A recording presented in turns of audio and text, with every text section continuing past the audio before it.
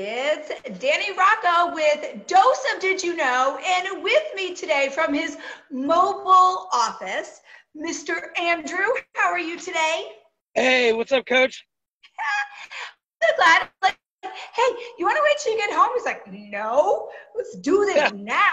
You are out and about and doing what you do best. But tell the world, I mean, I know how wonderful you are. You mean the world to me, but tell the world who you are, a little bit of you. My name is Andrew Farr. I live in Tennessee. I am the regional coordinator for Irreverent Warriors, as well as officer in a couple of VSOs, Marine Corps League, VFW. I spend most of my time helping my fellow veterans out. And I'm a recovering and grateful alcoholic. And I just graduated from vet court, and I want to give my time. Yeah, I know, right? I want to give my time back to those who are suffering. I mean, I was a drunk for 18 years, so I know what it's like to suffer through an addiction. Yeah, yeah. And you know what I'm kind of like, I didn't mean to bring this up, but I'm going to, because this is where my mind is going, is that I have found, and I talked about this a little bit, like any kind of change in our life, whether it's like super good or not so good, it creates triggers, habitual triggers that we have through our life. Now, those triggers, because we all have them, whether they're like trauma, whether they're just like patterns, habits, emotional patterns, or whether there's actually like damage inside you, you know, like your brain is damaged or overactive or underactive. We all have some version or multi-version of this. And do you find that during this time, or maybe because you're so fresh and using these tools and resources all the time, have you found any triggers that you can feel that have been triggered, or kind of like, you know what I'm saying? No, that's a good question. Do I have triggers? Yeah, I mean, I do. But the tools that I got from Veterans Treatment Corps, which is an 18-month program, they give you a lot of tools to deal with triggers. And one of them is visualization. Obviously, go somewhere in your mind that's happy. Like in Happy Gilmore, go to your happy place. Another one is wear a rubber band on your wrist. And if something triggers you, snap the rubber band on your wrist. And it'll change your thinking for like a nanosecond. And sometimes that's just all it takes to go from a bad mood to a good mood. I've had to work on it, and I'm still working on it. A lot of stuff does piss me off. My mom sometimes pisses me off. If I don't get what I want, sometimes that pisses me off. Come on. Yeah, I know. If people don't want to, if they don't do what I want them to do, that pisses me off. But there's nothing I can't control that. The only thing I can control is my response and my emotional inside what is happening to me. Right. And this is something also that I know about you, is that you practice these things all the time. And it is something that you can master anything. You don't keep it in the forefront of your reality, that mastery will go away. And that is something that in the good times when you're high on the kite and you've got stuff in control, you still practice your tools and your mindset and how you want to be as a human being and what you want to give in this world. Yeah. And that's important, I think. Well, I'm in AA. I've been in it for like almost 2 years now. And in the 10th step, basically it's like doing a step 1 through 9. Yeah, it's a continuation, saying you're sorry. If you've done something wrong, admit to it, and then, say you're sorry, move on. It's like step 10 is like a spot check for your everyday life. You know, and that's, I'm sorry, go ahead. No, and that's, I had a really good sponsor go through the steps with me. And I don't know, it really stuck with me this time. I don't know what he did differently that my other sponsors didn't do. I'm not faulting them, but I don't know. My sponsor, he Barney styled it for me. He made it very simple for me to understand. So I don't know. Well, there's always like also kind of like two things. One, people that are forced into like daily building and evolutional steps, they're kind of blessed because they're forced to do this. Whereas the normal person or the day-to-day, the average person, we get complacent and we have to, if we're not forcing our self to do these daily things, there's nobody forcing us, and that's where complacency comes in. And then there's also the time and the place. You have to be ready to accept it, and that's only God's path, right? Like when he knows the answer, we don't know it. We don't know it. Out. But it's that perfect time and place when you're ready to receive. Because I know I've been given lessons over and over and over. And then someone will say to me, well, what changed you this time? I'm like, time and place. It was the time and place that God said it was for me to receive. He had set all of these foundational pieces, not all of them pretty, a lot of them awful, to get me to that perfect time and place that he knew I would get to. It's there's a saying in AA, let go and let God. All right. It's thy will be done, not my will be done. We ain't in the driver's seat anymore. It's all up to him or to your higher power or whoever you believe in. Yeah, I'm with you. And I love, like, I hear these sayings over and over again, and depending on where I am in my life, you know, they hit me differently. Sometimes I'm like, I just don't get it. Yeah, okay, like I get it, but I don't like solely get it. And then sometimes you'll say it to me, I'll be like, that just hit me with a new, like, world opening vision, right? Yeah. All right, so give me some things in Tennessee, because I know, like, well, it's just not in Tennessee, but I want to talk to Tennessee because tomorrow we have our whole panel, because you know what? They might say I can't go, man, did I wait? I waited to the last minute. Yeah, I know. I kind of figured you would do that. To pull that plug in when I finally had to. I was like, all right, well, we can still do this virtually. This will not be over. No. You know? It's just the wheel keeps on turning, the world keeps on spinning. We can't stop our lives. We have to remain living. We have to continue on. Yeah. Continue on with also not accepting certain things. We still have to learn to think for ourselves. Right. No, that's a good one. I like that. You know? Okay, so tomorrow we're going to have our panel talking about military outreach and things like that. But I want to talk to you about two things. I want you to tell the world two things. One, what was your personal, very quickly, what you like snapped onto? What was like your thing to help you in that military community, in that outreach? Like, I know the answer to it. Like, there's one particular program that you actually like and you talked about it, and that's why you're the coordinator of it. But Thanks. One of many things you do. And then the other thing I want to know is, what would you tell your other Tennesseans or the other people out there? Because yeah, we need human contact, but right now we can't have it. So your advice. Reach out, call a friend, call your friends, boost their spirits, go on to use a social media like Zoom, like we're using right now. I'm involved with this thing called the Catalina wine mixer, and it was started by Catalina, who is a fellow Marine, and she's out in DC. And she did this group on Facebook called the Catalina wine mixer, and it's a bunch of us IW people. We all get together and we all like get into this meeting, and we either have drinking parties or like last night they had a makeup party. I mean, everybody started doing makeup, like guys, girls, whatever. And it's crazy. The regional coordinator out in Seattle, Michelle, she is doing a cooking Zoom meeting every Saturday. The first one is going to be this Saturday, but if it hits off, it's probably going to go until this thing like dies off. I love that. It's if you feel down, give someone a call. I've called like 10 people today already just to check in on them, see how they're doing.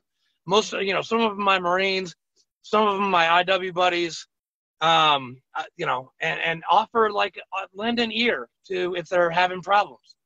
I mean, it's as simple as, you know, pick up the phone, call a buddy, call a guy you served with in the Marines or Army or Coast Guard or Air Force or whatever service you served with. Call a buddy, see how he's doing, see how she's doing. Yeah. What about, because sometimes I remember when I was like stuck in, when I was just stuck, I was in my own forced isolation. Yeah. For those people that are in their forced isolation, they're not going to pick up the phone. Well, sometimes, I mean, like a lot of the time I didn't even know I was on the verge of pulling my own plug, right? Does that make sense? You know? Yeah. So what would you say? Because my thing is like, sometimes just watching from afar, you're not going to reach out, but watching from afar gives you that next, it's almost like gives you the time. What's the word I'm looking for? You're not going to do it now because you want to see the rest of the party. You know what I mean? It like holds you off. You know, I'm not getting it quite out exactly. Like I can totally feel it inside me, but my words aren't coming out of my mouth today about it. Now that happens to me all the time. Oh, man, telling you, that tree really messed with me. But I sometimes feel like if you can't, just because you can't necessarily make the call, watching it, just be like, oh, I like wine, I like makeup. Just turning it on and being on the outskirts is helpful. Yeah. Yes, you don't even have to be involved. You can just listen to other people banter about their days, or you know, I don't know. I mean, it's just that background noise kind of helps us stay connected to humanity. We are as they say in Freemasonry, which I am, we are a social creature. Okay, we need to talk to people. We can't isolate. I know that I isolated for a long time when I was depressed, and that is not a way to go. Like isolation is a slippery slope. You've got to get out there. You've got to get past your comfort level and break the mold and be like, hey, you know what? I want to interject. I want to interject with people. I want to. I don't know. I can't even think of the word. I'm trying to think of a good SAT word right now, and I can't think of it. Yeah, you want to, you know, be present in the world. And even if you can't be present, you can talk to someone, you can see their face, you can listen to their voice, you know, and you don't even actually have to go along with the conversation. You can just be there. I mean, just be present in the moment. Yeah, yeah. I mean, I think one thing, and then I want people to know where that, I mean, you have a slew of knowledge of different things going out there. So oh God, hell yeah. If I forget, I want you to be able to tell people where they can pull your knowledge from you if they need it. But if you don't know you're in isolation, this is how I, looking back, knew that I was isolating myself, is when I was uncomfortable and like around my husband. Like I didn't know what to say to him. And that's the person like I sleep next to every single night, where I was like, I either felt like I was going to be judged, or they're not going to understand, or it was like this strangest feeling. Yeah. It's like he was a stranger to me. And I never could put words on it until right now. So actually we're having this conversation right now. I was like, oh my God, that was when, looking back now, I knew I should have known I was at my worst, but I didn't. I felt uncomfortable around my husband. Yeah. Like he'd judge me or laugh at me. That happened last year when I got my DUI. I was, I didn't want to talk, you know, I didn't want to talk to my wife, and I kind of isolated myself for about 2 weeks, and then I got past it. I was like, you know what? I need to go out. I need to go into vet court. I need to get past this guilt, this shame, this remorse that I feel of what I did. And because I mean, I felt horrible. I mean, my wife had to pick me up from jail, which is, oh my God, that is like, probably one of the biggest in your face, like wake the hell up right now, or you're going to die. You're going to live your life alone. Nobody's going to talk to you. You know, seeing her pick me up from jail was probably the scariest thing in my life and a biggest wake up call for me in my entire life. Mm-hmm. Mm-hmm. And I want to put out there, like, you had a physical thing. You did a thing, you had to face it, and that creates guilt. But if you don't have a thing, that thing is just a malfunction in your brain, like mine was a malfunction in my brain from the brain damage from my car accident. Yeah. When you said feeling guilt and shame, that's exactly why I felt uncomfortable with my husband. Guilt and shame. And it's not my fault I was in a car accident that gave me brain damage. So what made me think that way? It's the way, the part of my brain that was damaged. So you don't even have to have an act to still feel. It could just, it could just be there. I mean, from anything. Yeah. This was such a good talk. I'm so glad we had this talk today. Yeah, me too. I feel a whole hell of a lot better. I mean, I was feeling pretty good this morning, but I mean, my wife, Katrina, love her so much. She's actually home until April 3rd, working from home. So all of the time that I missed with her last year, coordinating Nashville and the IW hike there, it's being made up right now. Like now. Period. Right now. A year and a month's worth. A year and a month, 2 months, whatever, however long, and it's not that bad. I mean, I love my wife more than life itself, and she is my rock. She's my everything. And if she's listening to this, and I hope she does, Katrina Farr, I'm so glad I married you. I love that about you too. You're like, when I was talking about the romance from like the Rocky and the Fast and Furious, that love that they have, that is just like so appealing to women. That is what you have. So women out there, it's out there. You just can't sell yourself short or try to manipulate that love. You got to let it come naturally. Yeah. And you know what? If it doesn't come and you want to use Tinder, I'm going to put this out there. I use Tinder. My wife and I, we both swiped right. Tinder does work. I guarantee it. Second couple I know that it does work. The averages are going up here.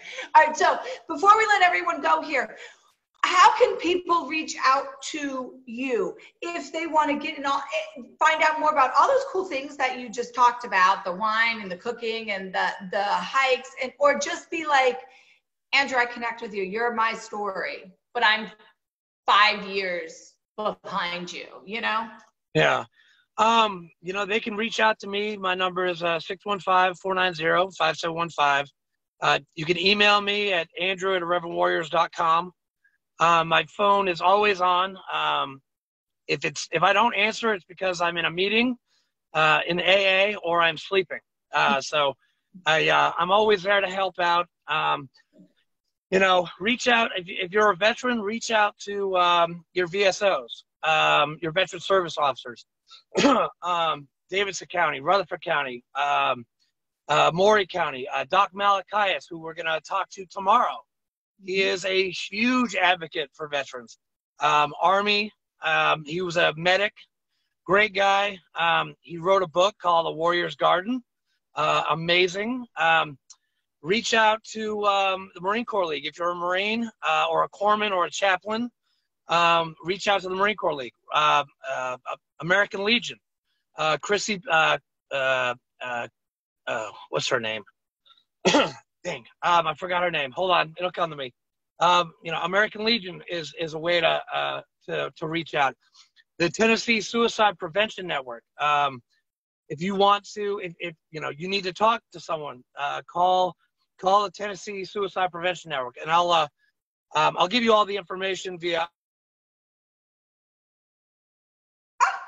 Wait, I lost you. Is your phone ringing? You're muted. You're muted. Go back. Stop. You're muted. Stop. You're muted. You must have gotten a phone call. I can't hear you. Oh, What happened? you were muted. So go back. It was like at that perfect time when you're saying, Oh! if you need to reach out and you like, we lost you. I mean, I'm sorry. Okay, Gilberto Rodriguez, my fellow Marine. I know you were calling. I'm sorry. I'll call you right back after I'm done. Where was I? You were saying you were going to give us some great, whatever that last great piece of information to reach out to. Oh yes, I have a lot of emails, a lot of website addresses that I will give to you, Danny, to put on the Facebook page when you post this. Perfect. Justin Johnson, he's a Tennessee Suicide Prevention Network regional coordinator in Shelby County. He's the one that I know. I know there's ones in Davidson County and all over the state of Tennessee, but Justin is the one. He's one of my fellow Irreverent Warriors and Marine Corps League and VFW members. He is also very involved with a lot of VSOs. I have his number if you need it. If I don't have the number, I can find out someone that can talk to you. So, no ifs, ands, or buts. I can. This is why you are the man. You are such a valuable resource with the best heart. And this is why I love you. You know why? And I really thank you for saying that. You know, a year ago, nobody asked me for advice. They're like, Favre, you're full of shit. You don't know what you're talking about. Because I was drunk. I mean, I was an addict. And now, since I've become sober, a lot of doors have been opened up to me. So, you know, all these officer positions that I hold in these VSOs, even Irreverent Warriors, I was not allowed to do a hike until I at least showed some kind of sobriety to Cindy. And Cindy is, I'm gonna show her a lot of praise and thanks right now. And you've met her, you know her. Mm-hmm. Cindy Fiera McNally is the president of Irreverent Warriors. If you need anything, she has a heart of gold, but she's tough. But she will steer you in the right direction, and she did. She's opened up my eyes to a new life with the Irreverent Warriors. My life has become so much better because of it, and I owe all her thanks to her, to my Veterans Treatment Court, to my fellow Exonian, you, Danny Rocco, who is so funny how we met. You know how we met? I only added you because you were from Exeter, New Hampshire. Because I don't meet too many people from, I'm like, oh my God, they're from Exeter, New Hampshire? Yeah. And I didn't even put two and two together that your husband's brother or uncle. Which one's the anesthesiologist? Father. The father. He has something to do with our family and my brother being born or something, or me having some kind of an operation. Like his father did it, you know, took care of me. Yeah. When I was when I was young. Yeah. When I was like before junior high, but when I was at Lincoln Street Elementary School, all right? See, people, this is how God works. Perfect timing in place. Like, just because we live in the same town. Yeah. And you're in Tennessee, or lived at one time in the same town, right? I'm in Exeter. At one time, yeah. You're now in Tennessee. Yeah.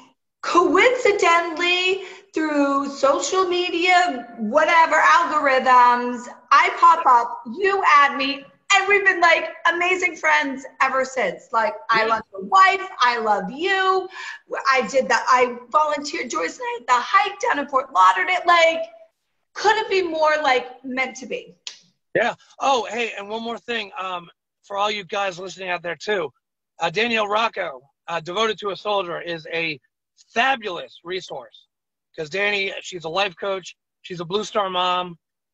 She is a well-written author and just all around great person. If you know, and she's got a heart of gold, same as everybody I meet has a heart of gold. I don't know, it's kind of weird, but if you have anything that you need, talk to Danny, Coach Danny. I mean, go on Team Rock. Okay, I've been adding people from my social circle to hers, and if you need advice, talk to Danielle Rocco. Oh, thank you. It is. You're welcome. That was a shameful plug. Sorry. That is okay. I'll accept it because it is my passion, and thank you for noticing my passion and accepting it. Hey, I gotta hook my friends up sometime. That is right. So he's going to give me all of those resources, probably not all of them, but a top good source. And if you need more, he's here, he's there, he's everywhere, but he always has time for me, for anybody really. And I want to thank you for being you and taking this time in your office, in your mobile office to share. My mobile office. Yeah. Well, thank you, Danielle. It was a pleasure. Hopefully we can do this again. Hey, and guys, remember, at 1700 Central Standard Time tomorrow, we will have Devoted to a Soldier with a panel discussion with Sarah Lee, myself, Malachias, Doc, I can never remember his last name, Raskin? Gaskin. Raskin. Yeah. Corey Kemper from CommuniServe, and Joyce Inderkum, and she is with, so I keep on forgetting her title. She's a kinesiologist with, she has her own business in Central Florida, where I know Central Florida. I went to college. Go Rollins. Woo! Sorry. You got to do what you got to do. But I will see you tomorrow. Okay. And I will see everybody else whenever we see them. And have a good rest of your day. And I'll talk to you later. All right. See you later. Bye. Bye.